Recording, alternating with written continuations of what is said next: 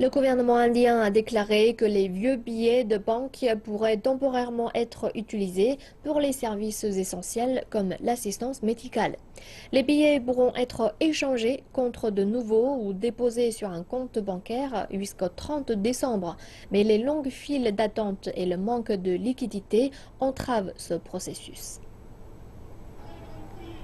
Le Premier ministre indien Narendra Modi a conseillé lundi aux Indiens de lui donner plus de temps pour résoudre la crise des liquidités qui a suivi le retrait de la circulation des billets de grande valeur.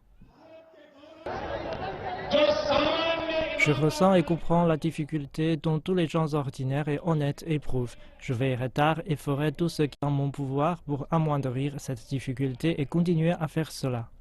Les Indiens comptent beaucoup sur leur argent liquide pour leurs transactions quotidiennes. Ceux qui vivent dans les zones rurales ou qui n'ont pas de compte bancaire ont été particulièrement touchés. Il y a des grandes files d'attente à l'extérieur des banques et des ATM depuis jeudi dernier pour retirer de l'argent ou échanger les billets de 500 et de 1000 roupies. Les touristes connaissent aussi des difficultés dans le pays.